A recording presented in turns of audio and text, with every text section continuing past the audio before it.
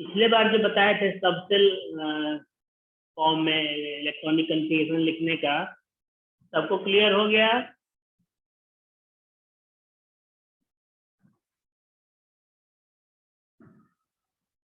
आवाज मिल रही है सब लोगों को? Yes sir. Yes sir.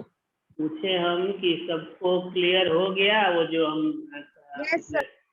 Yes sir. Okay, तो कॉपर का कोई हमको लिख के दिखाएगा? कॉपर का एटॉमिक नंबर है 29। फटाफट कोई पेज पे अपना लिख के थोड़ा हमको डिस्प्ले करिए तो।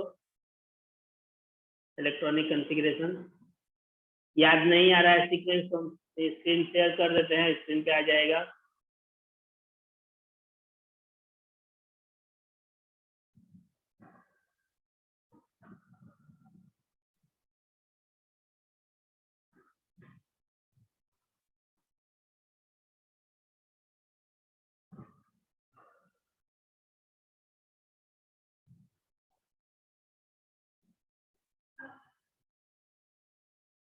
आ गया स्क्रीन पे?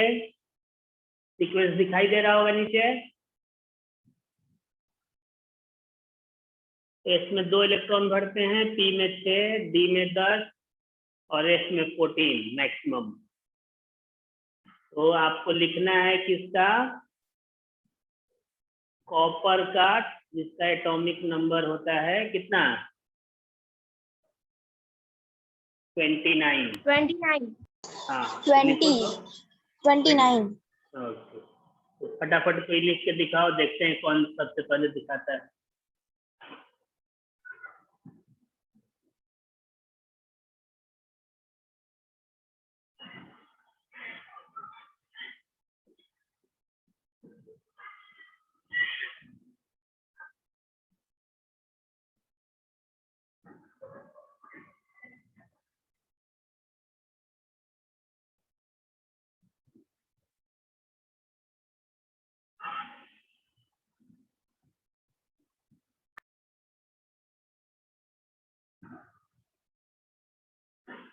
हुआ किसी का?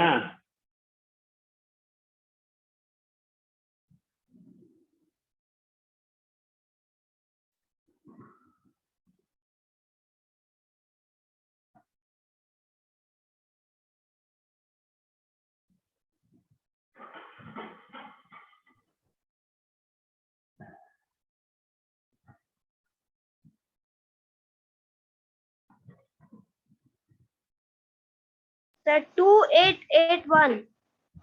ये तो सबसेल फॉर्म हो गया ना, 2881। ओके, 28172।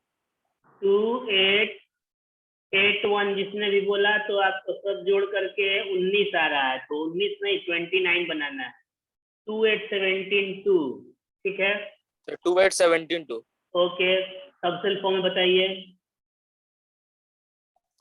सर 226269। ऐसे नहीं, ऐसे नहीं बोलते हैं। 1s2 फिर 2s2 2p6 3s2 बोलते जाओ, तुम्हारा काम है बोलना। 3p6 3s2 4s2 3p6 4s2 तक हम लिख लिए, उसके बाद बोलो 3d9। 3d9। Very good, 3d9 यही सही है। तो आपको फर्स्ट सेल में 2 हो गया, सेकंड सेल में 2 और 6 8 हो गया, थर्ड सेल में 6 और 2 8 और 9 17 हो गया, और फोर्थ सेल में 2 हो गया। वैलेंसी कितनी होगी कॉपर की? 2।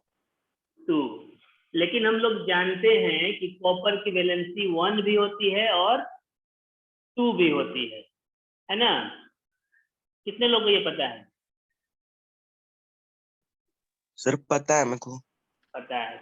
एक्चुअली 9th क्लास में आपको जो एक टेबल था रेडिकल्स वाला, वैलेंसी याद करने वाला, उसमें भी दिया हुआ था। तो कॉपर क्यूप्रस होगा तो 1 होगा, क्यूप्रिक होगा तो 2 होगा। उस तरह से आयरन की वैलेंसी 2 भी होती है और 3 भी होती है। अगर फेरस होगा तो वैलेंसी 2 और फेरिक होगा तो वैलेंसी 3। हम लोग आज यही जानने की कोशिश करेंगे कि क्यों 2 और 3 होता है। तो अभी तक आपका एटम का जो स्ट्रक्चर है उसमें क्या क्या पढ़े कि एटम के सेंटर में क्या होता है? न्यूट्रॉन्स और प्रोटॉन। न्यूक्लियस होता है और उस न्यूट्रॉन्स। न्यूक्लियस में न्यूट्रॉन और प्रोटॉन रहते हैं, ठीक है। एटम के Yes. सेंटर में क्या होता है, न्यूक्लियस होता है जिसमें कि न्यूट्रॉन और प्रोटॉन रिजाइड करते हैं। और न्यूक्लियस का चार्ज क्या होता है, सर नेगेटिव होता है ना? पॉजिटिव, क्योंकि न्यूट्रॉन का कोई चार्ज नहीं होता है, प्रोटॉन का पॉजिटिव, सर टोटल मिला अच्छा के। सर, ये इलेक्ट्रॉन तो बाहर में रहता है। हम अभी क्या बोल रहे हैं, न्यूक्लियस का चार्ज, हम ये इलेक्ट्रॉन की बात नहीं कर रहे हैं, न्यूक्लियस का चार्ज क्या होता है वो पूछते हैं। यस सर, पॉजिटिव होता है। पॉजिटिव। अब आते हैं न्यूक्लियस के बाहर सर्टेन ऑर्बिट्स होते हैं जिनको सेल्स भी बोलते हैं। उन सेल्स में इलेक्ट्रॉन चक्कर लगाते हैं और इलेक्ट्रॉन अलग अलग सेल में बटे होते हैं। उस बांटने के प्रोसेस को इलेक्ट्रॉनिक कॉन्फ़िगरेशन कहते हैं। यानी distribution of electrons in different cells or subcells of an atom is called electronic configuration। तो हम लोग पढ़े न्यूक्लियस, देन सेल, सेल का सब डिवीजन हुआ सबसेल। अब आते हैं सबसेल का भी सब डिवीजन। जैसे मान लो कि हम लोग का स्कूल में स्टाफ रूम है। कितने स्टाफ रूम है हम लोग के स्कूल में? सर 2। दो है। एक ब्लॉक ए में है और एक ब्लॉक बी में है। अब इस स्टाफ रूम में अलमीरा, तीन बड़ा बड़ा अलमीरा रखा हुआ है, 3। तो समझो कि स्टाफ रूम जो है हमारा वो हो गया एटम, और जो अलमीरा 3 बड़े बड़े रखे हुए हैं जिसमें कि टीचर अपना सामान रख सकते हैं, वो हो गया, सॉरी, मान लो कि जो पूरा स्कूल हम लोग का एटम हो गया, जो स्टाफ रूम हो गया वो हमारा सेल हो गया, और उसमें 3 बड़े बड़े अलमीरा रख दिए गए, वो हो गए सब सेल। तो क्या 3 बड़े बड़े अलमीरा रखने से सब लोग अपना अपना सामान एकदम सुरक्षित सुविधा पूर्वक रख लेंगे सारे टीचर? No sir. तो उसके लिए क्या करना पड़ेगा, और डिवीजन करना पड़ेगा। तो सबका अपना अलग अलग एक एक पिजन बॉक्स बना हुआ है, छोटे छोटे कपबोर्ड टाइप के, मतलब जिसको हम लोग बोलते हैं सेल्फ। तो वो पिजन बॉक्स बोलते हैं एक्चुअली में। तो वो पिजन बॉक्स बने हुए हैं। अब उस पिजन बॉक्स में हर एक टीचर को असाइन कर दिया गया एक, और उनको चाबी दे दिया गया। एक चाबी स्कूल के पास रहता है, एक चाबी टीचर के पास रहता है। वो अपना सामान उसमें रखेंगे, अपना जब मन करेगा खोलेंगे, निकालेंगे, जैसा जरूरत होगा अपना यूज करेंगे। तो उससे क्या हो गया कि सुविधा हो गया कि मान लो किसी टीचर के पास कोई सामान है जिसकी जरूरत है, वो टीचर छुट्टी पे है, या स्कूल में सारे टीचर ही छुट्टी चल रहा है, गर्मी की छुट्टियां चल रही हैं, लेकिन ये मालूम है कि उनके कस्टडी में अटेंडेंस रजिस्टर है पार्टिकुलर क्लास का, और उस अटेंडेंस रजिस्टर का जरूरत है ऑफिस को या प्रिंसिपल को जरूरत है। तो वो क्या करेंगे कि उनको मालूम है कि राकेश कुमार सिंह का ये पिजन बॉक्स है, अपना वो चाबी लेके गए, खोले, निकाल लिए, तो उससे उसका इस्तेमाल, स्टडी सब आसान हो गया। उस तरह से एटम में आपको न्यूक्लियस और सेल हो गए, फिर सेल का डिवीजन सबसेल हुआ। अब सबसेल का भी फर्दर डिवीजन होगा, उसको बोलते हैं ऑर्बिटल। जैसे आप ऊपर में देखोगे ऑफ प्रिंसिपल एक्चुअली ऑर्बिटल पे ही कंसेप्ट है, लेकिन हम लोग 9th लेवल में उसको सबसेल तक ही खत्म कर देते हैं। एक्चुअली में ये सब 9 में पढ़ना नहीं है, पहले बहुत पहले पढ़ना होता था, लेकिन अब उसको हटा दिया गया है। तो इसलिए हम लोग ज़्यादातर लोग बताते नहीं हैं, लेकिन तुम लोग को इंटरेस्ट है तो हम बता रहे हैं। तो यहाँ जैसे कि orbital, what is orbital? Orbit तो जानते हो लोग किसको बोलते हैं? यस सर, जिसमें इलेक्ट्रॉन रिवॉल्व करता है। वेरी गुड, इसमें इलेक्ट्रॉन, सेल को ऑर्बिट बोलते हैं।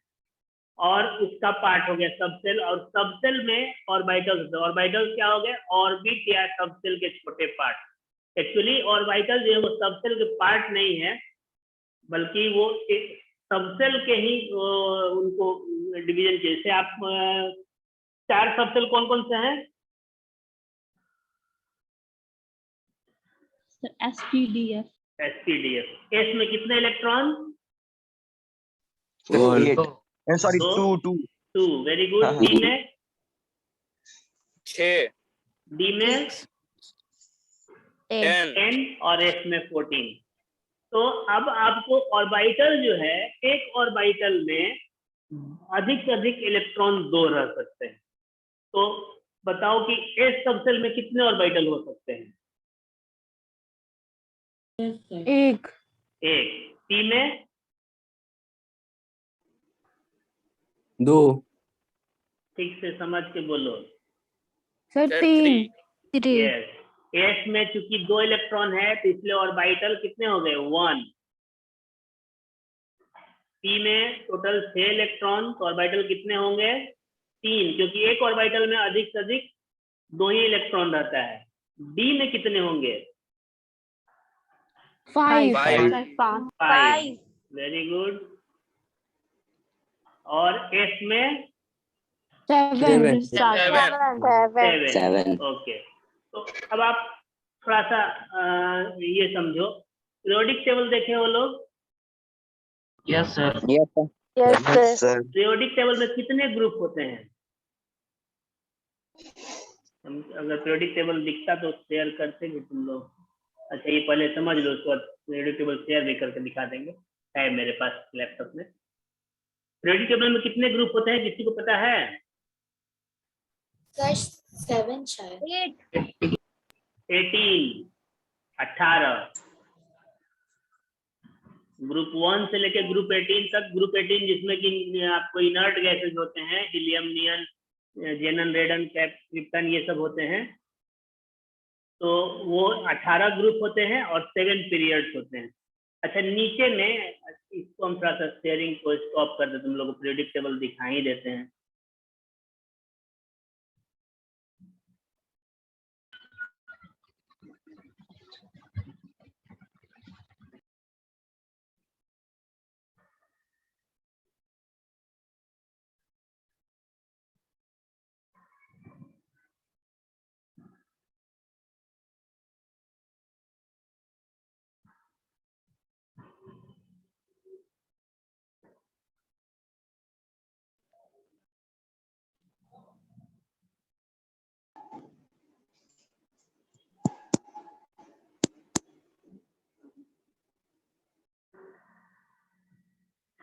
एक शिवम कुमार का बहुत देर से आ रहा है वेटिंग लिस्ट में, ये सेक्शन क्लास सेक्शन कुछ नहीं लिखा है।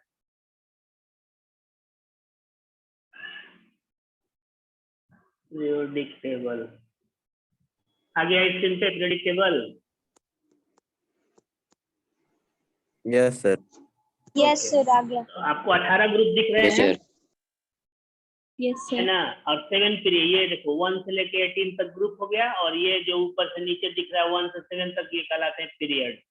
तो 18 ग्रुप और 7 पीरियड्स होते हैं। अच्छा, नीचे में ये दिख रहा है जिसको लेंथेनाइड और एक्टिनाइड लिखा हुआ है। Yes sir. Yes sir yes sir. अब देखो, अब इस पूरे पीरियोडिक टेबल को 4 ब्लॉक में बांटा गया है। जैसे आपको शुरू वाले जो 1 और 2 जो हैं, ये 2, इनको बोलते हैं एस ब्लॉक। देखो, बड़ी काम का चीज तुम लोग पढ़ रहे हो अभी, लेकिन पढ़ना नहीं है, लेकिन वो जरूरी है। एस ब्लॉक, ठीक है? और अब इधर आते हैं,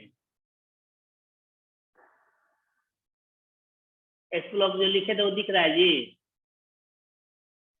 यस सर। सर कौन सा एस ब्लॉक है, समझ नहीं आ रहा है। ग्रुप 1 और 2, अब समझ में आ रहा है ना? ग्रुप 1 और 2 को एस ब्लॉक बोलते हैं। इधर यस सर। इधर कहाँ Yes, किस sir. ग्रुप के पास अभी लिख रहे हैं?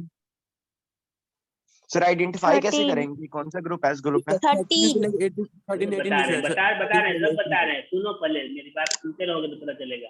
13 से लेके 18 तक ये जो है, ये पी ब्लॉक हो गया। 1 और 2 क्या हो गया?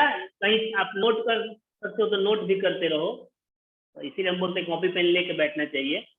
आपको 10 क्लास में पढ़ना भी है, सेकेंड टर्म में ये सब चीजें। तो 1 और 2 जो है एस ब्लॉक हो गया। 13 से लेके 18 तक कौन सा ब्लॉक हो गया? P block E block. Okay, अब आते हैं 3 से लेकर के, कौन सा बच गया इधर? 3 से लेकर 12 तक बच गया ना? यस सर यस टोटल कितने ब्लॉक होंगे 3 से लेकर 12 तक? D block. कितने टोटल होंगे? 9 10 9 नहीं 10, काउंट करो, ठीक से 10 होगा।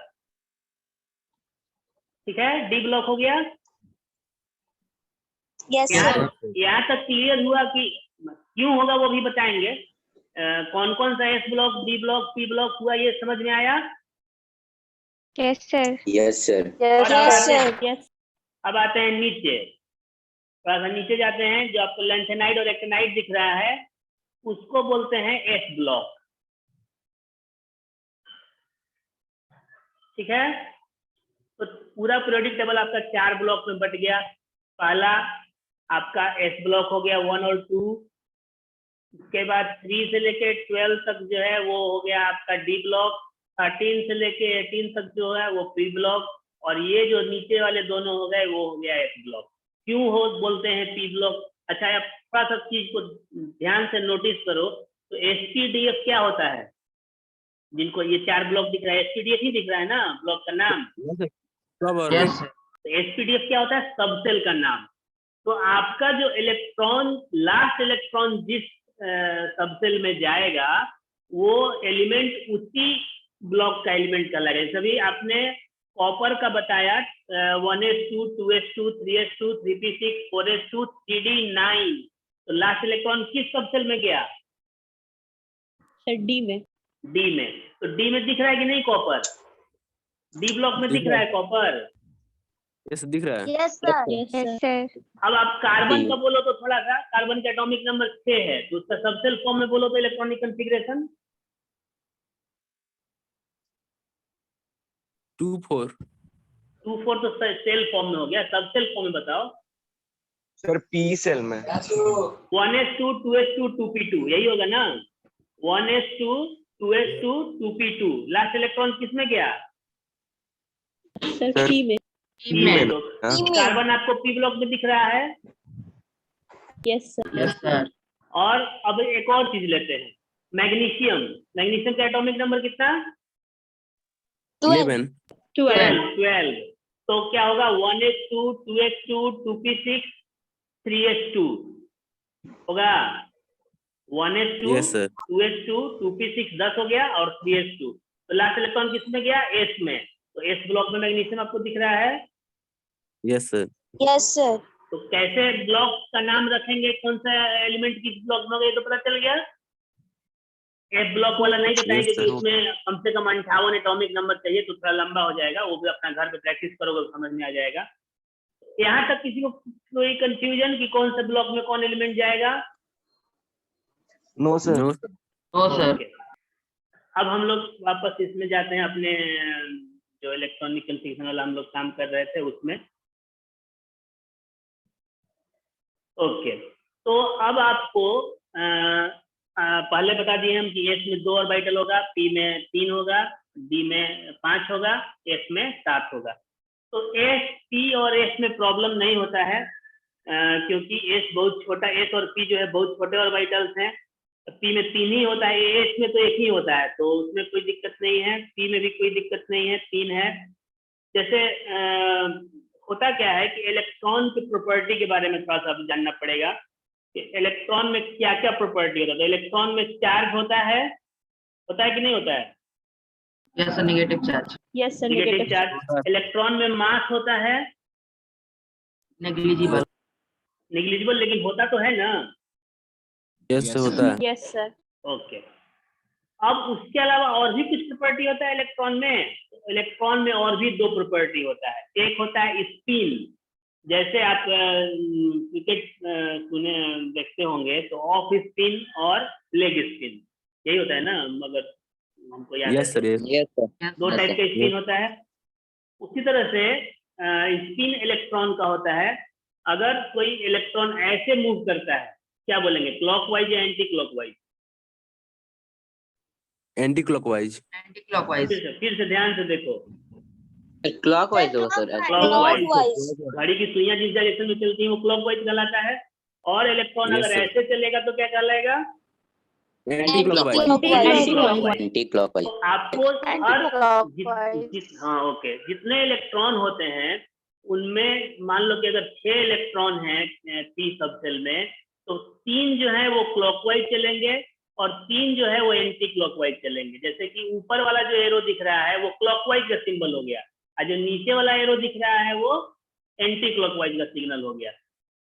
तो अब जैसे एस ऑर्बिटल है, तो मान लो 1s2 हम लोग लिखते हैं, तो 1s2 में क्या होता है कि इलेक्ट्रॉन, जैसे ये ऑर्बिटल है, ये सपोज कि 1s का है, 2 इलेक्ट्रॉन भरना है इसमें, तो पहला इलेक्ट्रॉन भरेगा क्लॉकवाइज दूसरा भरेगा ऐसे एंटी क्लॉकवाइज, तो दोनों भर गया। ठीक है, कोई confusion? No no sir. Sir. अब आते नो हैं सर। 2p में। मान लो कि इसमें हम लोग को 4 इलेक्ट्रॉन भरना है, तो 4 इलेक्ट्रॉन कैसे भरेंगे? कितने ऑर्बिटल होंगे p में? दो एंटी p में कितने ऑर्बिटल टोटल? 3। तो कैसे भरेंगे? ऐसे भरें, 2 इसमें भर दिए, एक क्लॉकवाइज एक एंटी क्लॉकवाइज, और 2 इसमें भर देते हैं, एक क्लॉकवाइज और एक एंटी क्लॉकवाइज। ठीक है, यस सही सर। है ना? Yes 4 sir. इलेक्ट्रॉन भर गए ना? Yes sir. लेकिन ये गलत है, ऐसे नहीं भरेंगे। ठीक है, तो कैसे भरेंगे?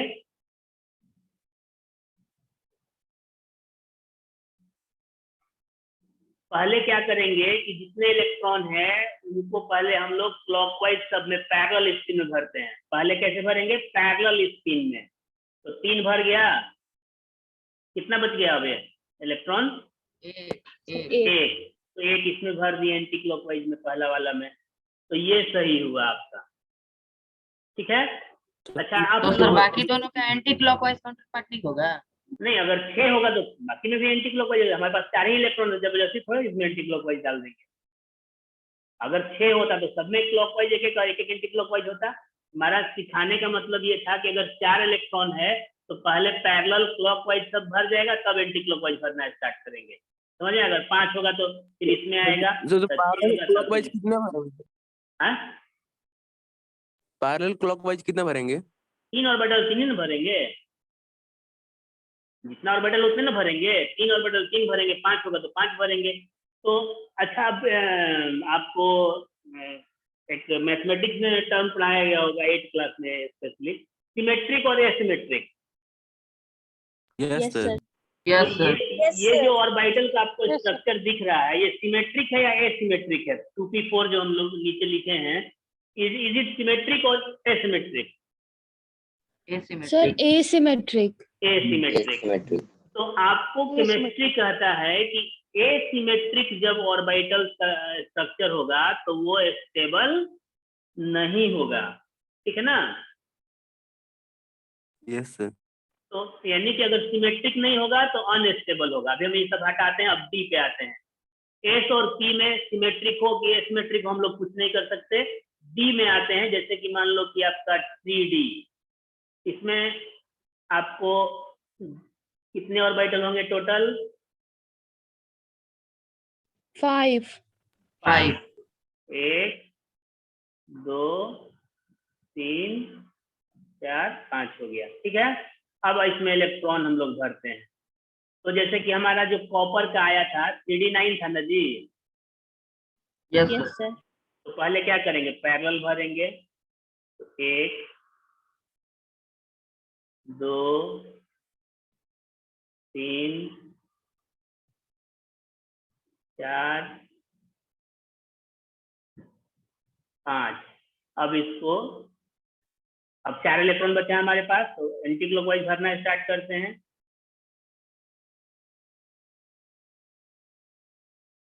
भर गया? Yes sir. तो भर गया, तो अब क्या हुआ कि 9 इलेक्ट्रॉन भर तो गया, लेकिन ये जो स्ट्रक्चर है स्टेबल होगा या अनस्टेबल होगा? अनस्टेबल होगा सर। अनस्टेबल होगा। स्पेशली डी सबसेल के केस में क्या होता है? अच्छा, एक दूसरा एग्जांपल लेते हैं। मान लो किसी का 3D6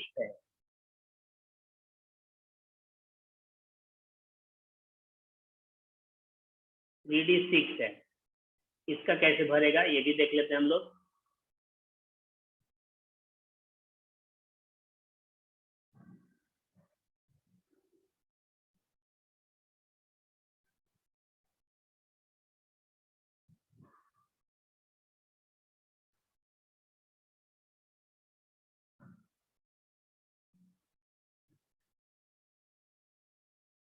यही होगा ना स्ट्रक्चर? Yes sir. यस। तो आपको ये स्टेबल होगा कि नहीं? ये जो 3D6 वाला है नहीं होगा सर। नहीं होगा। अब अगर हम लोग 3D9 को इसमें दूसरा कलर में दिखाते हैं, अगर ये कर दें तो स्टेबल हो जाएगा। Yes sir. Yes, और अगर 3D6 वाले को अगर हम लोग ये कर दें तब स्टेबल हो जाएगा। ज्यादा डिलीट हो गया Yes, sir. सर है ना। तो ये कैसे होगा, या तो एक इलेक्ट्रॉन वो अपना ले ले, जैसे 3D6 है तो एक इलेक्ट्रॉन किसी को दे दे अपने बगल वाले को, और 3D9 है तो बगल वाले से एक ले ले, है ना, यही ना उपाय हो सकता है। Yes sir. तो जैसे हम लोग पहले आयरन का केस देखते हैं, तो आयरन का एटॉमिक नंबर कितना है? 6। 26। अरे बार बार हमसे वही गलती हो रहा है। क्या क्लास खत्म होने के टाइम तक क्लास ज्वाइन करते रहता है, तो पढ़ेगा क्या? 1s2 2s2 2p6 3s2 3p6 4s2 3d6। ये होगा आयरन का। 26 हो गया, गिनो तो। नहीं दे रहा है जी। यस सर हो गया। yes, sir. Yes. ठीक है, 10 मिनट और है, थोड़ा सा फटाफट हम लोग करते हैं। अब इसको हम लोग इसी चीज को मतलब सेल के सीक्वेंस में कर देते हैं। वो 2s2 2p6 3s2, यानी एक सेल वाले सब एक साथ।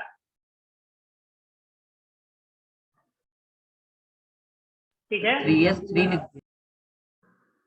3s3 हो गया, उसको सही कर देते हैं।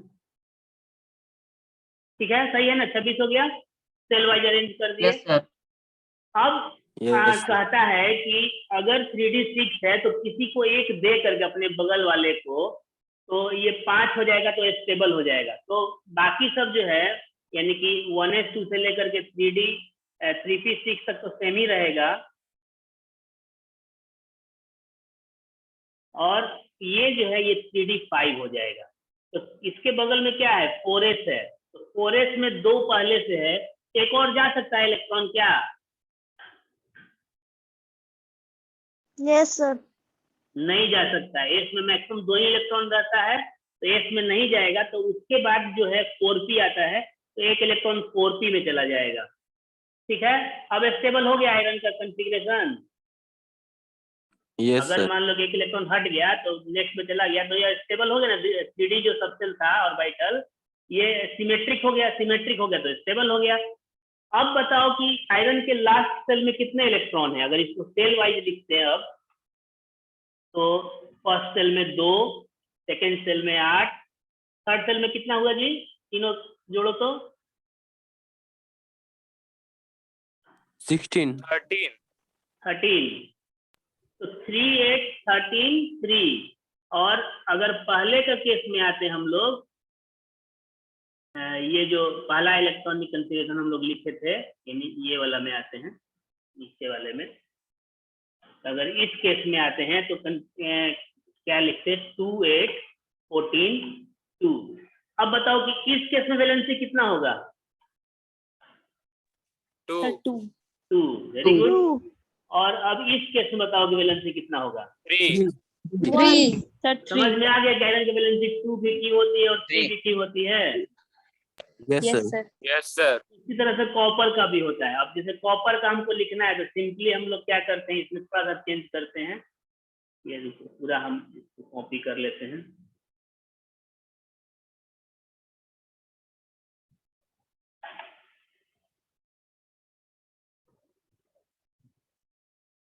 हिंदी खत्म होने चला है, आज इतने ही पे रह जाएगा।